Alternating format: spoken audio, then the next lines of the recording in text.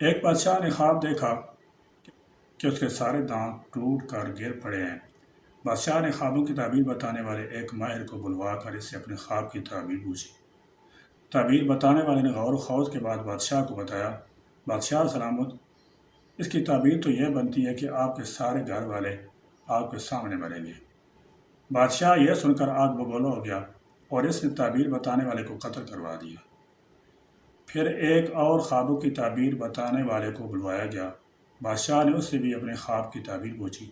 تعبیردان نے کہا، بادشاہ سلامت مبارک ہو، خواب کی تعبیر یہ بنتی ہے کہ آپ ماشاءاللہ اپنے تمام گھر والوں میں سب سے لمبی عمر پائیں گے۔ بادشاہ بہت خوش ہوا اور اس نے تعبیر بتانے والے کو انعام اکرام دے کر رخصت کر دیا۔ اب ذرا غور کریں کہ دوسری تعبیر کا بھی وہی مطلب بنتا ہے جو پہلی تعبیر کا تھا، کیونکہ اگر بادشاہ اپنے گھر والوں میں سب سے زیادہ عمر پائے گا، لمبی عمر پائے گا، تو یقیناً اس کے تمام گھر والے اس کے سامنے ہی مریں گے۔ مگر بات کے سلیقے اور الفاظ کے چناؤ میں فرق ہوتا ہے۔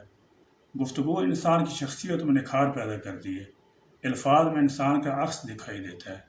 گفتگو انسان کے احساسات اور جذبات کا زبان سے اظہار کرنے کا نام ہے۔ اسی طرح الفاظ ہی کسی انسان کی زندگی بنا دیتے ہیں اور الفاظ ہی کسی انسان کی زندگی برباد کر دیتے ہیں۔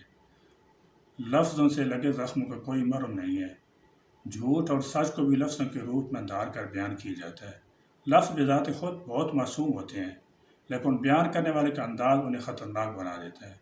سورۃ البقرہ میں ارشاد باری تعالیٰ ہے، قولوا للناس حسنا، یعنی لوگوں سے بات کرتے وقت اچھے سے اچھے الفاظ استعمال کرو، خوش کلامی کو شعار بناؤ۔ اس کا مطلب یہ ہوا کہ بد کلامی اور تند و تیز لہجے میں بات اللہ تعالیٰ جل شانہ کو مرغوب نہیں۔ آپ کے الفاظ کسی کے لیے زخم بھی بن سکتے اور مرہم بھی۔ اب آپ کو اختیار ہے کہ جو اسلوب چاہیں استعمال کریں۔ وآخر دعوانا ان الحمد للہ رب العالمین۔